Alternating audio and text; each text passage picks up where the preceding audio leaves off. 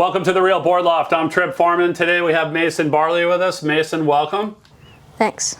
Let's not even talk about the board. Okay, I want to go fine. straight into your wetsuit town because it's that time of year. I'm going to hold the board. For Jeffrey, I just want you to do a slow rotation so people can see the intensity of your sessional wetsuit town. I've just been surfing for 5 hours. That's the only reason. What wetsuit were you using? O'Neill 5 mil. O'Neill 5 mil? All right. Let's get to the board then. We're talking Channel Islands CI Pro. And to give a little backstory on this board, Channel Islands makes a few Grom boards, and this one being the most performance or high performance. Yep. And it also, like the Pro, it has continuous rocker, the most rocker through the board.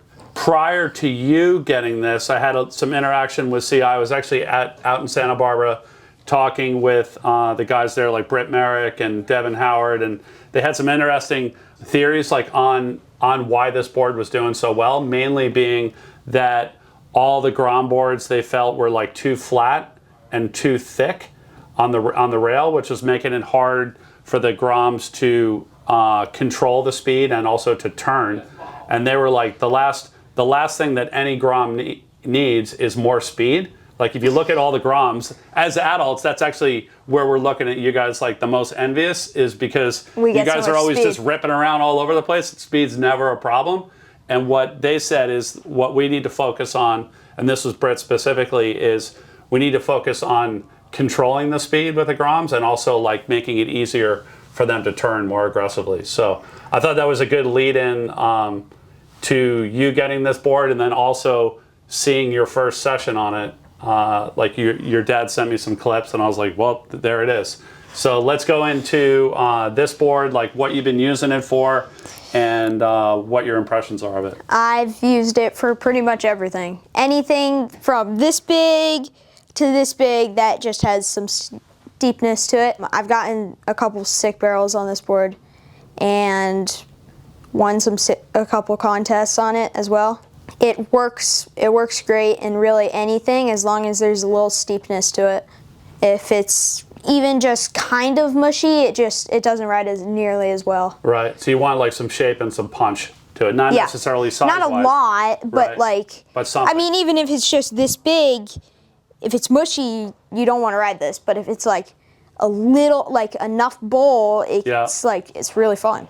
And so talk to us about like making that transition from some of your other boards that were like flatter and thicker to this board with more rocker. Like what are you getting out of having more rocker? It honestly felt weird at first. My first session, I went to hit an oncoming section and my tail slid and I was like, what is this? Because I've never experienced that, because my boards, they're like flatter and more rocker, not more rocker, but more volume. And they're a lot stiffer. This board feels like it's really loose, and I like that about it because I can do a lot of turns on this. And what about control on like bigger, steeper waves? It has that control, like even if it's head high and it's steep, like it handles well. Like I broke my like bigger wave board, and then we had some swell, and it worked fine. It worked good? I got some sick waves on it, and I'm honestly glad I broke the other board so I could try this out. Yeah, there you go. It's weird how stuff like that happens. It kind of forces you into trying something that you wouldn't have tried. Let's talk about simultaneously, like when you got this board. I remember being out in the board loft with you and your dad, and we were like kind of comparing like sizes and like which one's the right one, you know? Things and like. I remember this one. I mean, it's a pretty considerable size jump down from the two boards that you had. Yeah, 411 and 4.9. Yeah. Do you remember the liters that you dropped? It was like 17.5 and 18.25. Yep, and this is probably 16 something. 16.2 something. Yeah. So I mean, you went down a solid liter plus on this. Solid liter. Yeah. Yeah, and because I remember in the beginning, like the strategy was like more foam, more waves, more progression. But then it ended up being jump like off to go the other way. Yeah. And so how did that? Still progression, but less foam, still a lot of waves and progression. Yeah. And how did were there any negatives to going smaller, like at your ability? It's harder to paddle. I do not like paddling this when there's current because I get tired a lot faster than paddling like my other board. Right. That's meant for bigger waves, but that board's also a lot bigger. Yep. And then what about what are you feeling like in the turns and the maneuvers as far as like when you're able to shed that extra foam? And also have something with rocker. It works so much better with snaps. Yeah. And carves on a steeper wave, it works perfectly. Like if it's like this big and steep, but you have like a little bit of a corner, but you're coming back into the steep section, it works really good. It doesn't slide out. Right. Unless you want to make it to slide out. It's a really sick barrel board. I realized that riding my other board that was a barrel board was actually harder to get barreled than getting barreled on this. On this one? This one I can maneuver easier. I can pump in the barrel so much easier because I have more control. The other ones are thicker and bigger, so it's harder for me to like get that small adjustment in or small pump to be able to make the barrel. But this, it's so much easier. Let's talk about fins a little bit. What do you got in there for fins? I don't really know.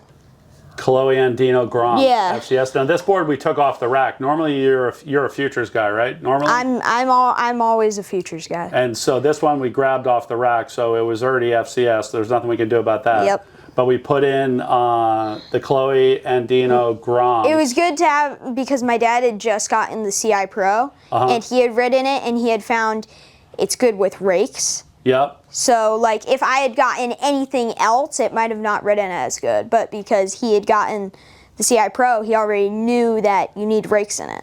Okay. Like the good kinds of And these have a little bit more rake than something that's more like upright. Okay. And and those are the Grom size, so that's extra small. Yeah, so this is extra small in FCS sizes. And then did you try any other fins in it, like any other models or any other sizes? No, I only have this pair of fins of FCS. Actually, we bought them because I was getting this board. Okay. I would have never gotten FCS fins if it weren't for this board. But if it's your favorite board in your quiver, they must be working, yeah? Yeah, they work. They definitely work. And then, so let's talk about one of the things we always cover in the reviews, like who is this board good for? You know, like kind of ability-wise? Like, so... Not beginner. Not beginner? Definitely not beginner. It's like an intermediate high-performance shortboard. Okay. So intermediate and up is like who it's going to be the best for. So you're past soft tops, like you're past entry-level hardboards, like you're kind of building a quiver. Yeah. Like it's almost like the second or like third when you time. when you can like do a snap. Okay. Like that's when you can move into this. Like, but this is definitely a lot harder to work with. It's a lot less forgiving than some other boards in my quiver. Yep. It's meant for better waves. So, oopsie.